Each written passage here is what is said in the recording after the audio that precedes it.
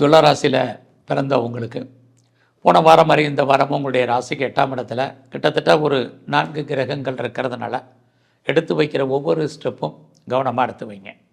So இந்த வாரத்தில் நீங்கள் கவர்மெண்ட் சம்மந்தப்பட்ட விஷயங்களில் எச்சரிக்கையாக இருங்க. ஏதாவது சர்ஜரி பண்ணணும்னா இந்த வாரம் பண்ணுங்க. குறிப்பாக உடல் ஆரோக்கியத்தில் கவனம் செலுத்துங்க. யாருக்கும் பணம் கடன் கொடுக்காதீங்க. அந்த பணம் திரும்ப வருவதற்கான வாய்ப்புகள் ரொம்ப குறைவு. இந்த வாரம் பார்த்திங்கன்னா உங்களுடைய உழைப்பு மற்றவருக்கு லாபம், உங்களுக்கு பிரயோஜனம் இல்லை. உங்களுடைய பணம் அல்லது பொருள் பறிபோன மாதிரியான காலம். நம் கண் முன்னாடி இது எல்லாமே நடப்பதற்கான சூழ்நிலைகள். அதனால் அது விஷயத்தில் கவனம். யாருக்கும் சூரிட்டி செக்யூரிட்டி இதெல்லாமே போட வேண்டாம். ரொம்ப கவனமாக இந்த வாரம் இருங்க. இந்த வாரத்தில் உங்களுடைய ஃபினான்ஷியல் பொசிஷன் பரவாயில்லாமல் இருக்கும்.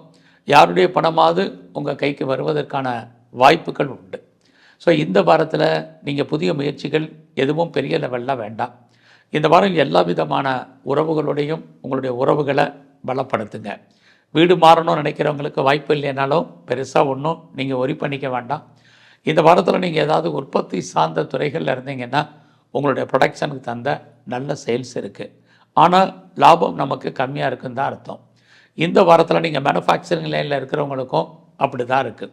இந்த வாரம் முழுவதுமே உங்களுடைய காதல் விஷயங்கள் உங்களுக்கு மகிழ்ச்சி சந்தோஷத்தை கொடுக்கும். புதுசாக உங்களுக்கு லவ் அஃபேருக்கான பாசிபிலிட்டிஸ் உண்டு. ஏற்கனவே நீங்கள் அஃபேரில் இருந்தீங்கனாலும் லவ் சக்ஸஸ் ஆகும். பிரேக்கப் ஆன லவ் மறுபடியும் ரீயூனியன் ஆகுவதற்கான சூழ்நிலைகள் நிறைய உண்டு.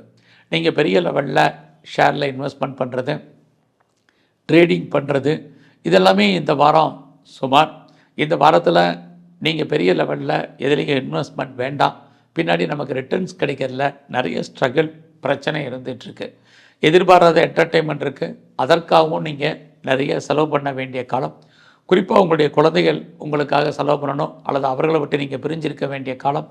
இது அத்தனையும் இந்த வாரம் இருக்குது. ஸோ இந்த வாரத்தில் நம்முடைய ப்ரொஃபஷன் எப்படி இருக்குதுன்னு பார்க்குறோம். சுமாராகவே இருக்குது. நீங்கள் எந்த வேலை பார்த்தாலும் அந்த வேலையை சாட்டிஸ்ஃபைடாக பண்ணுங்கள்.